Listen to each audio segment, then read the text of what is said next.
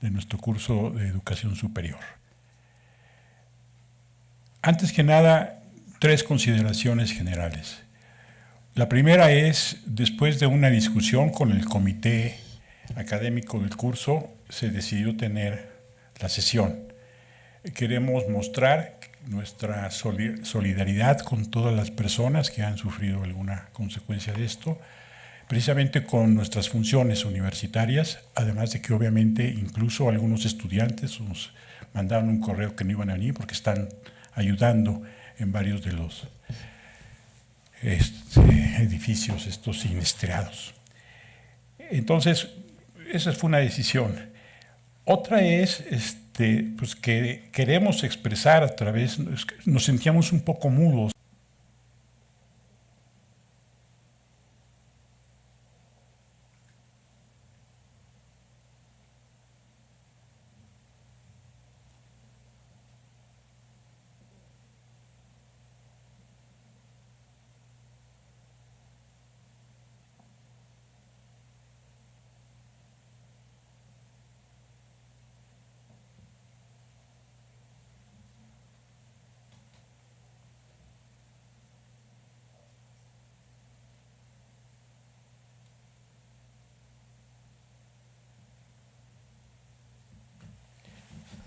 Gracias, muy amables. Por otra parte, creemos que es importante también expresar nuestra admiración y agradecimiento a todas y todos los voluntarios brigadistas y cuerpos de rescate que han trabajado incansablemente, mitigando con su esfuerzo el dolor que nos ha producido esta tragedia. Entonces, hay que reconocerlo, ¿sí? Entonces, creo que juntándonos y reconociéndolo públicamente también colaboramos en esas tareas. Con esto les envío un saludo a las sedes que están conectadas.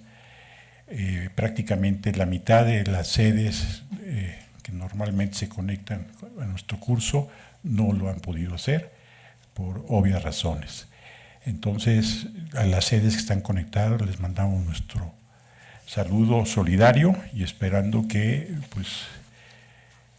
las cosas no hayan sido tan dolorosas para la mayoría de nosotros.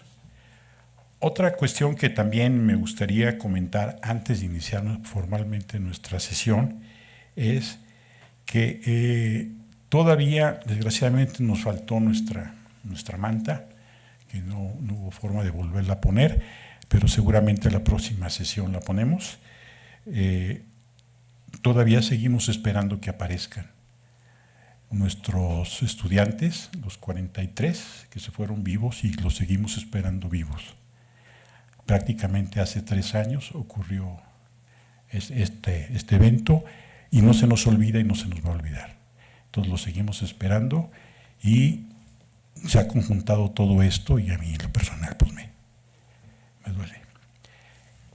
Pero pues debemos seguir. Hay que estar pendientes de la página del curso. Ya empezamos a habilitar para tener mucho más rápido los avisos para ustedes. Incluso tenemos que revisar las cuentas de correo porque hubo gente que reporta que no recibió nuestro aviso de que hoy continuamos con clases. Entonces con Luis habrá que revisar esa situación. Entonces es recomendable ver, ¿no? Ha sido muy accidentada el desarrollo de nuestro curso. Haremos unos arreglos. La sesión pasada, que es un tema muy importante junto con que forman parte del contexto para la educación superior, especialmente mexicana, se va a reprogramar, no se suspende ni se cancela. Entonces estamos por definir la fecha, ya la tenemos, pero nada más hay cuestión de acomodar algunas cosas. Entonces va a haber la sesión, obviamente, del Sistema de Educación Superior de Alemania, ¿sí? Otra cosa también que es recomendable, en lo general, si también están atentos a la página principal de la universidad, ahí hay anuncios importantes, hay información sobre los sismos que se pueden difundir en las redes para evitar rumores, etc. Creo que es una buena página. Ha habido banners que muestran la información del Instituto de Ingeniería y de Geología, que a la hora de difundirla mucha gente se tranquiliza, ¿no? En términos de la naturaleza de este sismo, la imposibilidad de predecir réplicas, etcétera. Entonces ahí vienen, se les recomiendo, y además a los estudiantes de la UNAM, a la gente que trabaja en la UNAM, ahí también están apareciendo las condiciones para ver en qué podemos echar la mano en estas condiciones, ¿no? Los centros de acopio, etcétera. Ya vieron que hay un gran movimiento en el estadio, ¿no? Donde se están concentrando tanto estudiantes, brigadas de ayuda y de acopio, ¿sí? Bueno, sin más, creo que era lo que les tenía que comentar. Pues empecemos. ¿Qué sesión es la nuestra del día de hoy? Sexta, aunque el tema, bueno, se nos ha ido medio complicando, ¿no? El tema de hoy, Francia, el sistema de educación superior francés. ¿A quién le toca? ¿Quién es la responsable de impartir este curso? Pues a ella. ¿Y ella quién es? La doctora Mónica López Ramírez, ¿sí?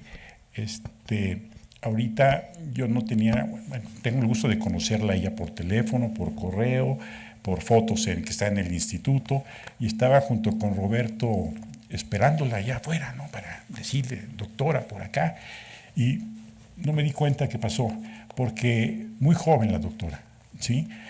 Entonces yo pensé que era un estudiante del curso, entonces pues, pasó, pero entonces me da muchísimo gusto presentárselas. Y otra cuestión también para mí importante de comentarles es agradecerle a ella el esfuerzo que hemos tenido que realizar de coordinación por las fechas, por la premura, que hubo una serie de cambios en relación al programa original y ella gentilmente aceptó colaborar con nosotros. Entonces, doctora, de antemano nuestro agradecimiento por este apoyo al curso, ¿sí? La doctora, toda esta información, recuerden, está en nuestra página, hay una sección de quiénes son nuestros exponentes. Obtuvo su maestría y licenciatura muy recientemente en Sociología por la Universidad Autónoma Metropolitana de la Unidad de Azcapotzalco. Colaboró con la doctora Rocío Grediaga en diversos proyectos sobre la formación y socialización de estudiantes de posgrado. A raíz, supongo que de este tipo de proyectos, doctora, ha hecho un postdoctorado en Francia en relación a problemas de movilidad estudiantil, especialmente mexicana, y de académicos también, ¿verdad? Entonces, ha formado parte de grupos de investigadores. Hay uno particularmente para mí que ha sido muy interesante porque coincido en ese tipo de interés en el sistema de información de académicos en México, el CIA, que con Rocío Grediaga se ha formado, que es una herramienta muy útil para quienes se dedican a estas cuestiones. Ha participado también en su universidad de origen, en la UAM, en la coordinación de investigación, en la división de ciencias sociales.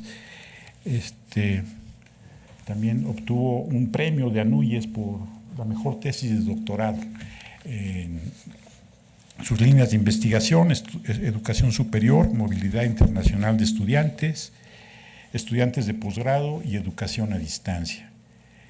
Tiene una publicación que a mí, entre las muchas que tiene, a mí en lo personal, se las recomiendo, que está por publicarse, si no es que ya está, la socialización de la nueva generación de investigadores en México, consolidación, recambio y renovación de la planta académica nacional. Es un libro editado por varios investigadores, pero particularmente los niveles de consolidación de los programas de estudio es muy interesante. La autora es ella.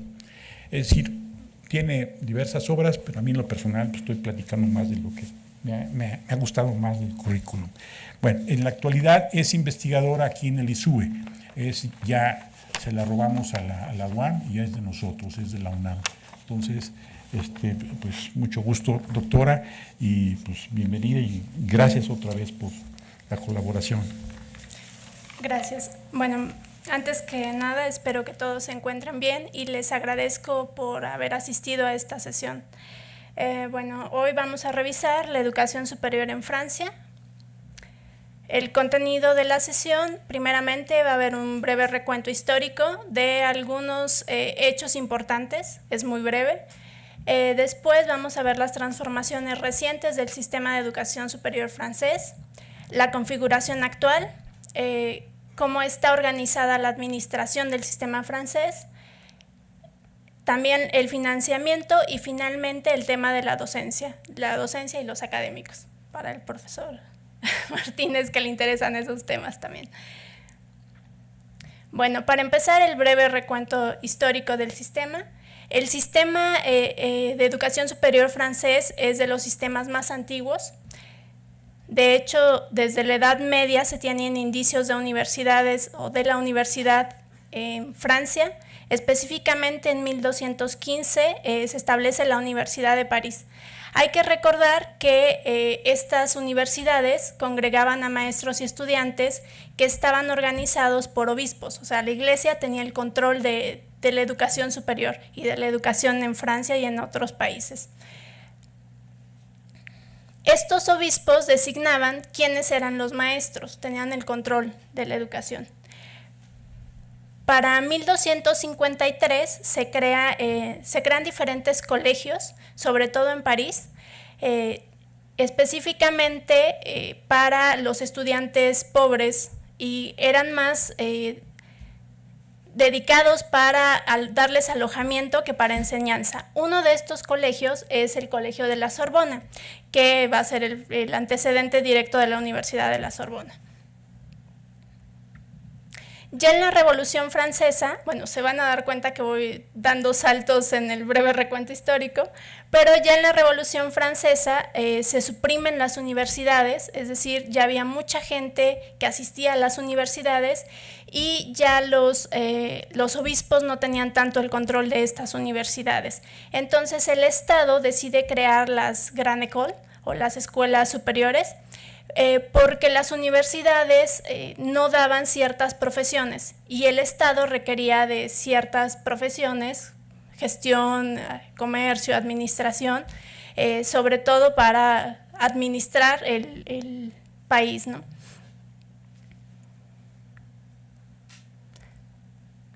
Para 1794 se crea la Escuela Normal de París, que va a ser el lugar donde se formen los futuros profesores o maestros de las diversas escuelas. Es interesante que con la creación de esta escuela también surgen los agregados, que son, esta escuela no otorgaba un título de profesor como tal. Lo que hacía era que los estudiantes tenían el pase para hacer un examen, una serie de exámenes, no solo un examen, una serie, 4 o 5 exámenes que los habilitaban como profesores. Eran profesores tanto de la universidad o de los liceos que ya existían en ese entonces, o de los colegios.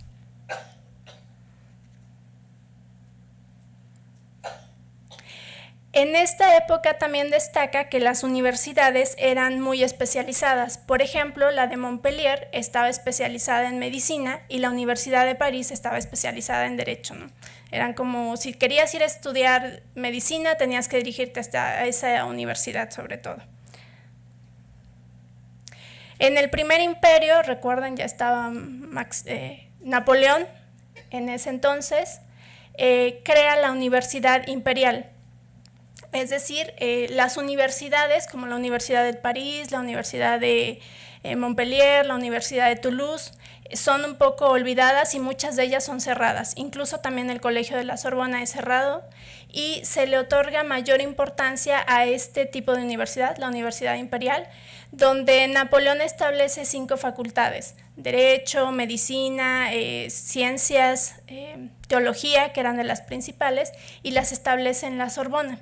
Pero bueno, era la Universidad Imperial, ¿no? Básicamente lo que se quería ahí era tener el control de la educación.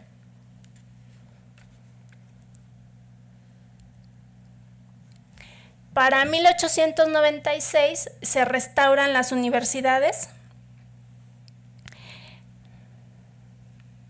que en esta época lo que se hace es que debido a que había grandes grandes diferencias entre los diplomas obtenidos en las instituciones, lo que se hace es una uniformidad de los programas y también una uniformidad de los diplomas, y se otorgan los diplomas nacionales. Es decir, no importa en qué institución estudiaste, tú tienes el mismo diploma o tu diploma vale lo mismo, sin importar la institución donde hayas estudiado. Y la formación que recibes, el currículo, los estudios que tienes van a ser los mismos sin importar las universidades. En esta etapa también se reabren las universidades y, por ejemplo, aquí se construye un nuevo edificio para la Sorbona. De hecho, hay una confusión entre la Universidad de París y la Sorbona, como que siempre está eso, y es justo en esta etapa donde se unen estas dos universidades. Prácticamente la Universidad de la Sorbona absorbe a lo que era la Universidad de París, ¿no? Entonces, de ahí que se conozca más como la Universidad de la Sorbona que la Universidad de París, que fue fundada en la época de la Edad Media. Damos otro salto y para 1968, con el movimiento estudiantil, que se gestó también en Francia, se da una reorganización de la estructura universitaria, sobre todo en cuanto a la participación estudiantil. En la época de la Universidad Imperial, Napoleón designaba a los rectores de las universidades. Se le quita el control a la Iglesia, pero entonces el control de las universidades pasa hacia el Estado. Este control lo mantiene hasta 1968, justo con los movimientos estudiantiles. Hay algunas leyes que le van dando autonomía a la universidad, pero no tanta como se logra en este punto. En 1968, los estudiantes pueden votar por los rectores y las universidades empiezan a tener una estructura con consejos, en donde participan tanto estudiantes, profesores y personal administrativo para designar al nuevo rector de cada universidad. Entonces, bueno, este punto es importante porque se gana autonomía tanto administrativa como pedagógica y, bueno, se organizan a partir de diversos consejos. Pero además porque la Universidad de París o la Universidad de la Sorbona se divide en este punto primero en 9 universidades y después en 13. Por eso es que mucha gente se confunde con si hay una universidad París 1, París 2, París 13, ¿a qué se refiere? ¿Qué universidad es esa, no? Realmente aquí es cuando se divide la Universidad de la Sorbona en todas estas universidades, ¿no? Y cada una son multidisciplinarias, pero cada una tiene ciertas especializaciones. Entonces, por ejemplo, la de París 5, París Descartes, es conocida porque está dedicada a medicina, salud y todas estas especializaciones. Para 1981, una ley que es importante es la ley de Savary, porque otorga el servicio público de la enseñanza superior. ¿Qué quiere decir esto? Que la universidad va a ser gratuita para los estudiantes. Como vamos a ver más adelante, esta gratuidad no es total, pero si bien se cobran ciertas cuotas o matrículas por acceder a la universidad, estas son muy bajas. Y además el Estado otorga diversas ayudas a los estudiantes. En 1993 se echa a andar el plan del tercer milenio. ¿Y por qué lo menciono acá? Porque es importante, ya que este plan otorga muchos recursos a las universidades, sobre todo en cuestiones de infraestructura. Se crean nuevas universidades, bibliotecas, espacios para alojamiento a los estudiantes y también algunos institutos.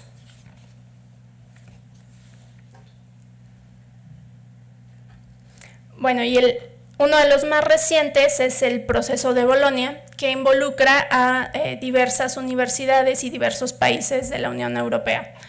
Entonces, nos vamos a detener un poco más en este proceso. Aunque empezó en 1999, realmente se introdujo o fue introducido en el sistema francés del 2002 al 2006. Hubo mucha resistencia por introducir este nuevo esquema, nueva organización de los niveles, porque las personas pensaban que iba en contra de lo que ellos tenían, ¿no? Y que al final los iba a perjudicar, pero bueno, como todo avanza y se introdujo.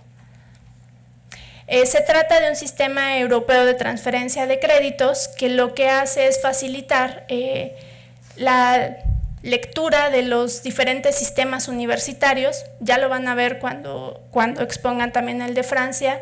Todos los sistemas europeos antes de esto eran diferentes, si bien tenían similitudes eran diferentes, y entonces los estudiantes que iban de intercambio de Francia hacia Alemania o hacia Italia no podían revalidar los estudios que hacían. Entonces, con este sistema europeo de transferencia de créditos, lo que se hace es eso, facilitar la lectura de los diferentes sistemas de educación, pero también la movilidad de los estudiantes y que estos puedan revalidar los estudios que hacen en otros países. Este sistema está basado en el LMD, que es licenciatura, maestría y doctorado en esta organización. La licencia o licenciatura, L, equivale a 6 semestres, o lo que es igual a 180 créditos. La maestría es 4 semestres o 120 créditos, y más o menos en Francia hay unos 259 títulos de maestría de diferentes especialidades. Aquí hay que poner atención porque en Francia existen 2 tipos de maestría. La M1 o la maîtrise, que es una maestría profesional. Realmente es una certificación entre la licenciatura y la maestría y equivale a unos 60 créditos. Y la M2 o de investigación, que está dirigida hacia el doctorado, y esa equivale a los 120 créditos. O sea, una maestría en México es igual a una M2. Una M1 sería como las maestrías profesionalizantes más o menos que tenemos aquí. No son tan equiparables. Y el doctorado, que como mínimo, bueno, son 3 años, ¿no? Mínimo. Acá tenemos, por ejemplo, cómo estaba organizado antes del proceso de Bolonia el sistema educativo francés, que estaba organizado en ciclos, los estudios o diplomas tecnológicos, que digamos pertenecían un poco al primer ciclo, pero lo interesante acá es en el tercer ciclo, que estaba comprendido tanto por el doctorado como por otros 2 tipos de diplomas. Uno más dedicado a la investigación, el primero el diploma de estudios a profundidad y otro más dedicado a cuestiones profesionalizantes. Entonces, lo que hace el proceso de Bolonia es equiparar absorber tanto el diploma de estudios a profundidad como el diploma de estudios superiores especializados. Entonces, el tercero y segundo ciclo pasado se convierten en la maestría y el doctorado queda como doctorado en el proceso de Bolonia. Espero no revolverlos con esto. Bueno, ¿cómo está configurado actualmente el sistema de educación superior en Francia? Les voy a hablar un poco de todo el sistema para comprender el sistema de educación superior. En primer lugar tenemos la escuela maternal, que va de los 2 a los 6 años. Esta no es obligatoria, aunque hay gran demanda por este servicio. La escuela primaria, los niños van de los 6 a los 11 años. Aquí empiezan los cursos obligatorios que van a ir desde los 6 hasta los 16 años. Luego sigue el colegio, donde los niños van de los 11 a los 15 años. Sería como la primaria, la secundaria acá. Y obtienen un diploma nacional de brevet. Realmente este diploma nada más les permite continuar con sus estudios, ¿no? Y el siguiente es el liceo, que sería como la prepa, el equivalente de la prepa, donde los niños o los jóvenes van de los 15 a los 18 años. En este me voy a detener un poco más. Y posteriormente viene el sistema de educación superior, donde vemos muchos colores arriba. Entonces, en estos 2 me voy a detener un poco. Respecto al liceo, el liceo ofrece 3 opciones de salida, o sea, la preparatoria. La primera es la profesional, que realmente es un camino hacia el mercado laboral. O sea, aquellos que terminan obtienen un título que les permite ingresar directamente al mercado laboral. La segunda salida es el tecnológico, el liceo tecnológico, que les permite continuar con estudios técnicos superiores. Y la tercera es el liceo general, que lo que les da es el pase hacia la universidad. En estas tres opciones, los estudiantes obtienen un título después de haber realizado un examen. De hecho, es uno de los exámenes, digamos, no más complicado, pero de los que más se habla en Francia, que obtienen el título de bachilleres. Este título les permite el ingreso a la universidad. Entonces, obtener buen puntaje en este examen les va a permitir acceder a ciertas opciones educativas. En el 2016, por ejemplo, 86% de quienes hicieron el examen lo aprobaron. Y estos se dividen más o menos así: el 51% respecto a liceo general, un 28% de profesional y un 20% en el tecnológico. Ya para la enseñanza de educación superior, lo que vamos a ver es que el sistema francés es muy diverso. Las opciones que ofrece son diversas.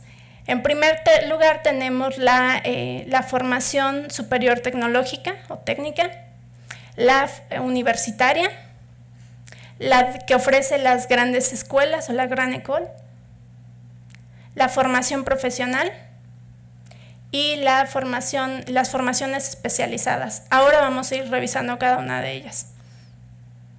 En cuanto a las formaciones cortas o las formaciones técnicas, estas es una educación superior de 2 años, es muy similar a la que tenemos en México. De hecho, el modelo que tenemos en México de las universidades tecnológicas fue copiado del modelo francés, o está basado en el modelo francés.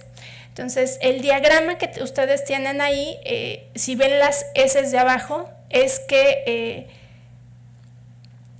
hay un proceso de selección muy riguroso para entrar a estas universidades. O sea, no solamente es tener el título de bachiller o el baccalaureate, sino que hay un proceso de selección riguroso para entrar a estas, ¿no? Estas están orientadas hacia los negocios, la industria o los servicios, igual que la oferta que tenemos acá de las universidades tecnológicas. Como les comentaba, hay una rigurosa selección y se da en diferentes instituciones o diferentes tipos de instituciones. Una de ellas son los institutos universitarios tecnológicos, que fueron creados en 1964 y que dan un diploma universitario tecnológico, o el DUT, que se puede ver también en el...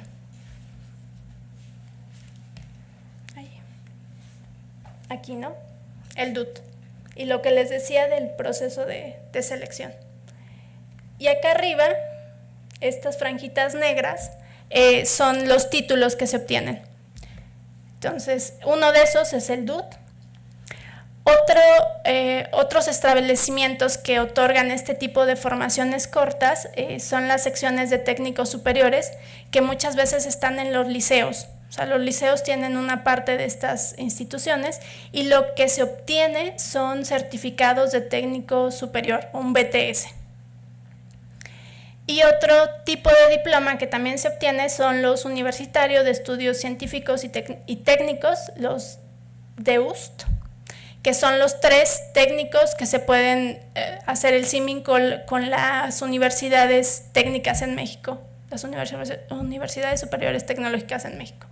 Bueno, los estudiantes pueden continuar, después de que hacen estos 2 años, pueden continuar hacia la universidad e incluso pueden hacer un año más, que sería para obtener una licencia profesional o una licenciatura profesional, es decir, estar más preparados para entrar al mercado laboral. Entonces, estas formaciones pueden ser de 2 o hasta 3 años si hacen la licenciatura profesional. Y más o menos el 53% de los jóvenes que están en este tipo de sistemas se van después a la universidad. O sea, no es que se vayan al mercado laboral, sino continúan con su formación.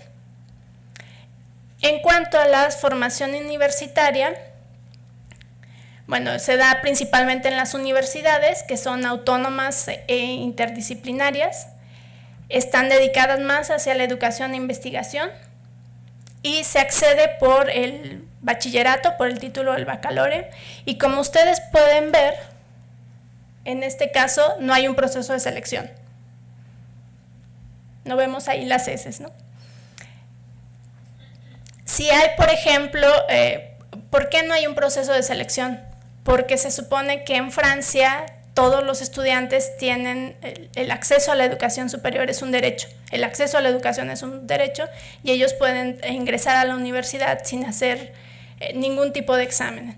Si hay mucha más demanda que oferta, lo que se hace es que se hacen unas listas de acuerdo tanto al puntaje que se obtuvo en el examen del baccalaureate, como también dónde viven los estudiantes, o sea, el domicilio, la situación familiar y las preferencias de los estudiantes. Es decir, si uno apunta que quiere ir a París 5 en vez de ir a París 7, entonces también eso es considerado.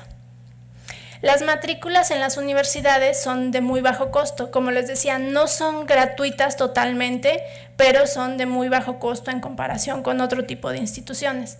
Bueno, y ahí pongo algunos ejemplos de cuánto puede costar al año las matrículas en este tipo de instituciones. Pero aquí es importante mencionar que, por ejemplo, las escuelas de ingeniería sí hay una selección rigurosa. Y en este caso no tienen el sistema LMD, o sea, no tienen licenciatura, maestría y doctorado, sino que obtener un título de ingeniero equivale a obtener una maestría. Bueno, el esquema LMD. En las escuelas superiores profesionales son principalmente para los estudios de medicina, farmacia y dentista. Este tipo de instituciones, aquí espero no confundirlo, se puede dar tanto en las universidades como en las grandes écoles.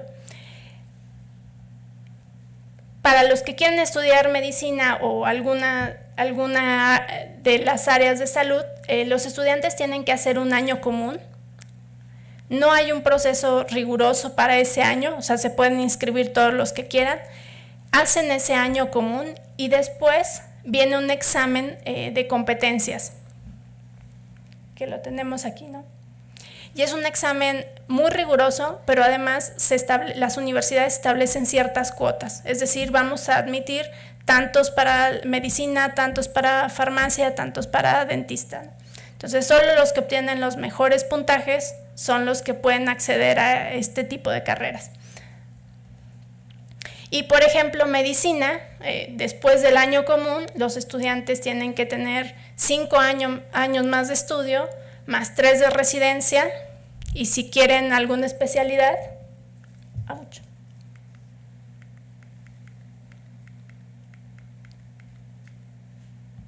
vamos.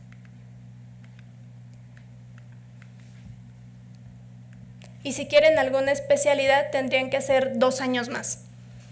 Y lo que obtienen es un diploma de Estado, es decir, el gobierno francés les otorga el diploma para que puedan ejercer este tipo de profesiones. Alguien sin un diploma que otorga el Estado no podría ejercer, igual los ingenieros, por ejemplo. Las grandes écoles, esta es la gran diferencia que existe en Francia. O sea, si hay una diferencia marcada, no es entre público y privado, sino entre las universidades y las grandes écoles o las escuelas superiores. Estas escuelas, como vimos, se crearon desde Napoleón, son escuelas especializadas en ciertas áreas, prestigiosas y muy selectivas, y también muy elitistas.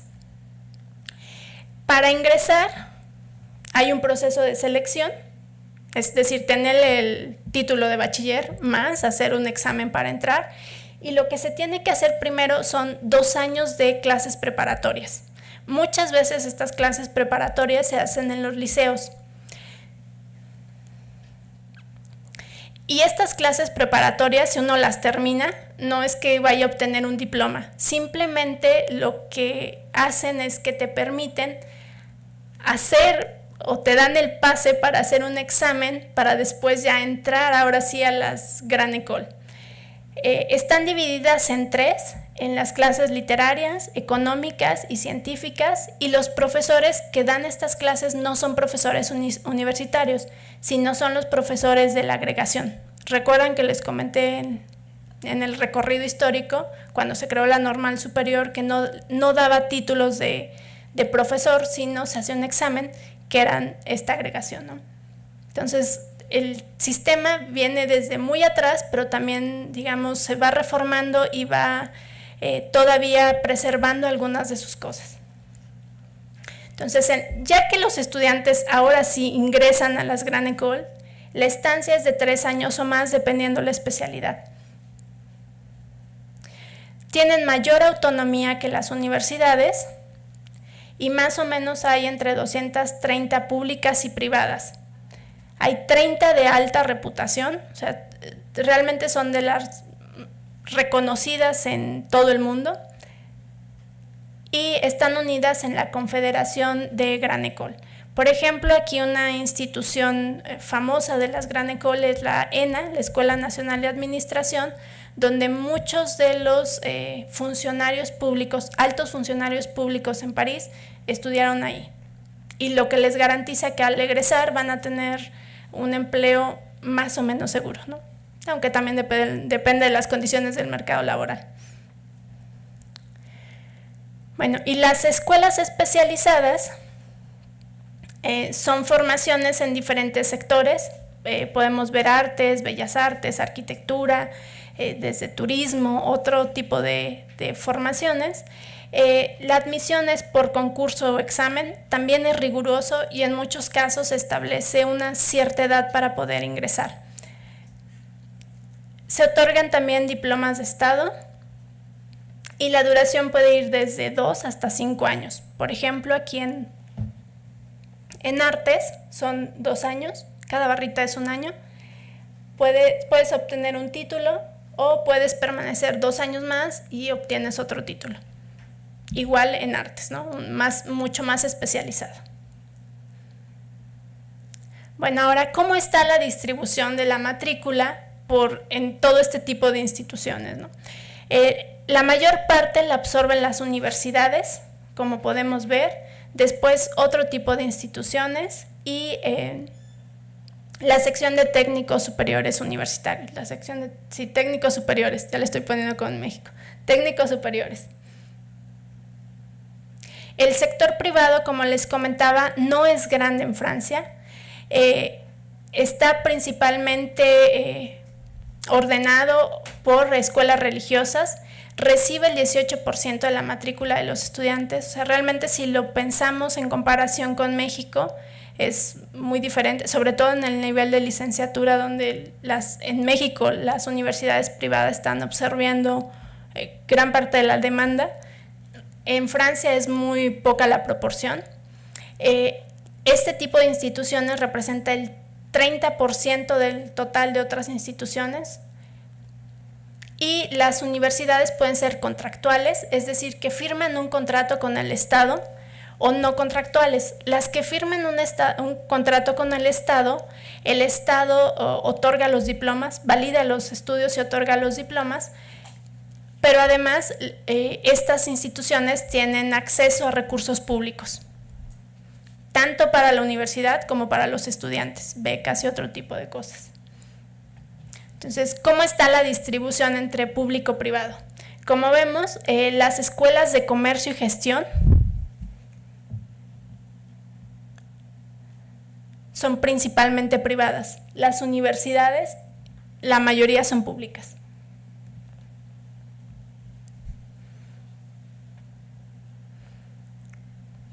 En cuanto al nivel educativo y campos de conocimiento, acá nada más puse la licenciatura, maestría y doctorado, pero en la página del curso viene el link donde ustedes también pueden ver cómo está distribuido por tipo de instituciones.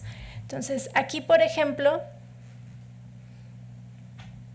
tenemos que las artes, ciencias humanas y sociales son, digamos, populares, tanto en licenciatura, maestría y doctorado, ¿no? Y de hecho Francia es un polo de atracción para los estudiantes extranjeros en este tipo de áreas, ¿no? En cuanto a la administración del sistema de enseñanza francés, bueno, la educación superior depende del Ministerio de Enseñanza Superior, Investigación y de Innovación. Francia está dividido en 30 academias, todo el territorio está dividido en 30 academias, que son entidades universitarias y escolares, y cada academia tiene un rector, que es como el representante del ministerio, ¿no?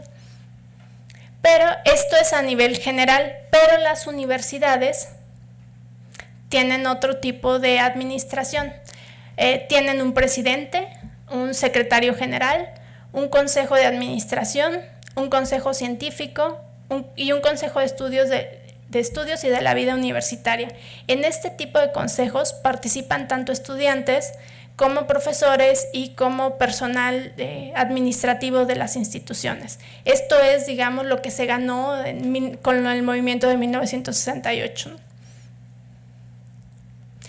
Mientras que en las Gran École e institutos se tiene un director, o sea, es mucho más jerárquico y mucho, digamos, solamente es una persona que se lo designa dependiendo la creación, quién haya creado este tipo de instituciones, ya sea una cámara de comercio, ya sea el Estado, ya sea también particulares, son los que designan el director de este tipo de instituciones. Respecto al financiamiento, en 2013 Francia designaba 1.5 de su Producto Interno Bruto, que es más o menos lo que designa el promedio de los países de la OCDE. En 2015 el gasto nacional equivalía a 30.1 billones de euros, en francés, billones de euros en educación superior. El gasto promedio por estudiante era de $16,194 anuales. Ahorita vamos a ver una gráfica para ver qué significa eso. El Estado es el principal financiador con 67.9%, pero también las universidades o los diferentes tipos de instituciones reciben dinero tanto de las matrículas que cobran, como por ejemplo de las patentes que inscriben, de los proyectos de investigación que elaboran, etc. 3/4 partes del gasto que asigna el Estado de la educación superior se van en pagar profesores, un poco como acá, como en México. Y 1/3 de la población estudiantil recibe algún tipo de apoyo del Estado. Aquí es importante decir que Francia otorga muchísimos recursos a los estudiantes, muchos tipos de becas, sobre todo tiene dos principalmente, que son por cuestiones de condiciones sociales o origen social, que es prácticamente el 95%, y las otras, o el otro 5% es respecto al mérito o calificaciones de los estudiantes. Estas becas, por ejemplo, son tanto para cuotas de matrícula, o sea, se les disminuye a algunos de los estudiantes el pago que hacen a las universidades. Otras, por ejemplo, son para alojamiento, de salud. Los estudiantes tienen derecho al servicio médico hasta los 28 años, entonces incluso hasta de transporte.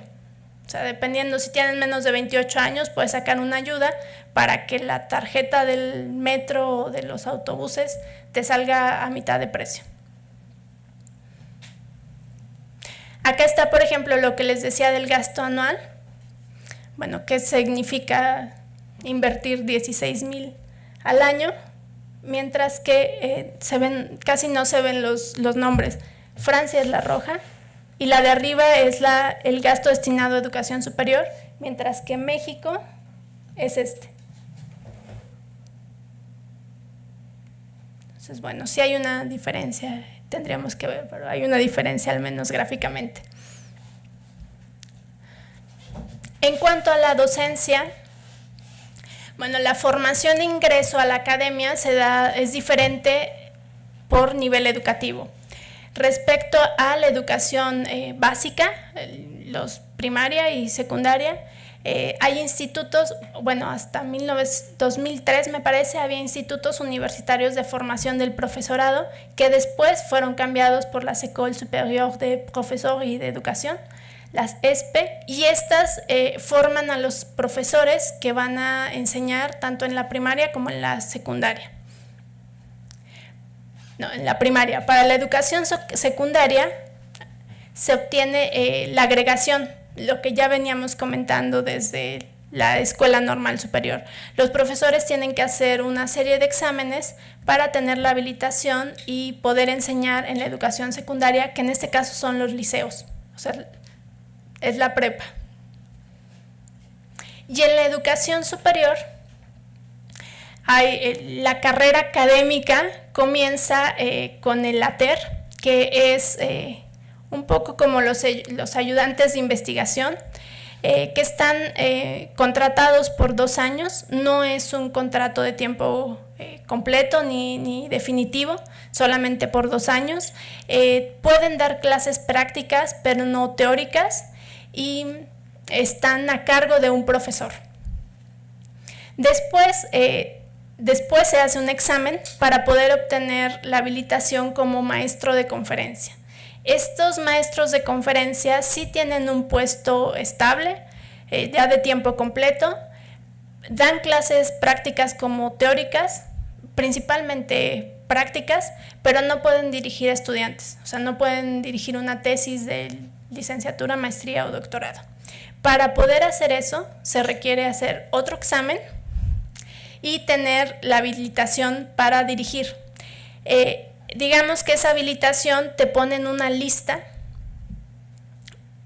y ya en esa lista, si hay una plaza, tú puedes concursar por esa plaza, que es otro examen. Concursas por esa plaza y puedes ser profesor, que es como el grado en la carrera académica, lo máximo, ¿no? Son los high, los profesores. Pero solamente puedes llegar a ser profesor si hay una plaza para que puedas concursar. Entonces, algunos datos sobre la docencia. En 2016, en Francia había 92.200 profesores en instituciones públicas. Un cuarto, o sea, veamos, solo 25% de estos eran profesores investigadores. 37% son mujeres y se concentran principalmente en ciencias humanas, derecho, economía y gestión.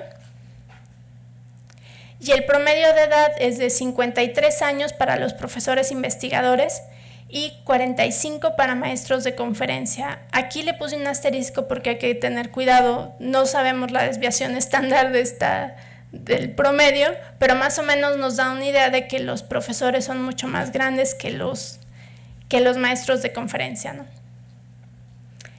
Y los permanentes, que es otra categoría, son puestos temporales, principalmente profesores asociados, invitados o algunos maestros de lenguas.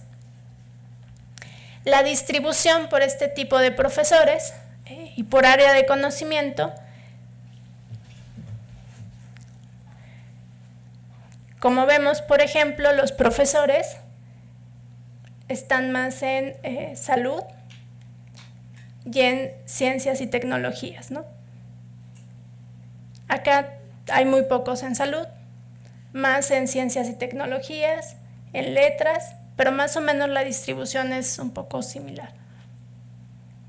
Si acaso acá los maestros de segundo grado, que son los de los liceos, no hay salud y están más en letras y ciencias humanas.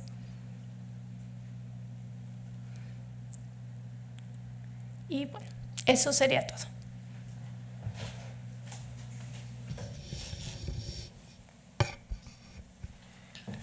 Maestra, muchas gracias.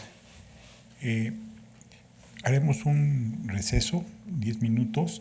Recuerden nuestra modalidad de hacer las preguntas desde las sedes. Nos tocan 2 sedes que nos harán las preguntas directamente. Ahorita les decimos. Si ustedes, mientras nos indican cuáles son las sedes que nos van a hacer las preguntas directamente, también recuerden las otras sedes, aunque ahora tenemos un menor número de sedes. y por eso cambiamos el rol que teníamos asignado, entonces lo están ahorita verificando.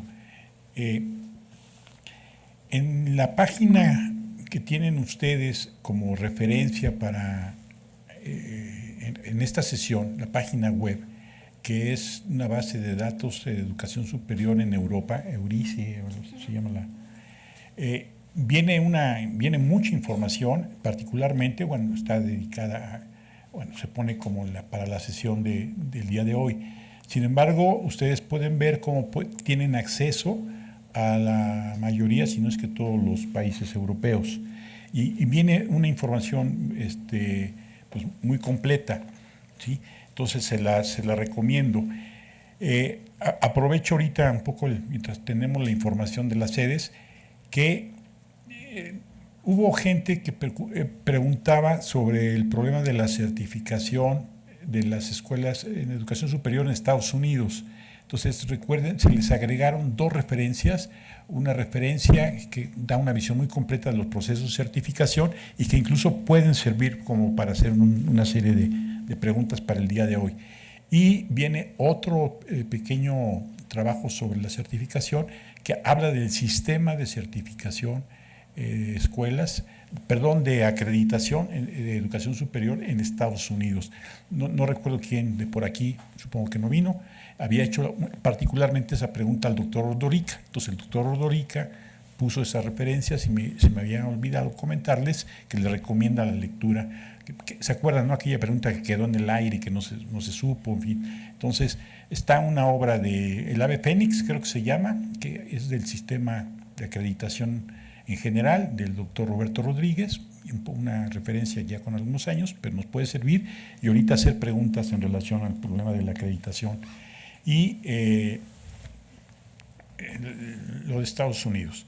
Bien, bueno, ¿les parece que pasemos al receso y luego después ahí vemos cómo las sedes nos harán las preguntas? Y también lo pueden hacer por correo electrónico. Entonces, hagamos y nos vemos dentro de 10 minutos. ¿Les parece? De acuerdo.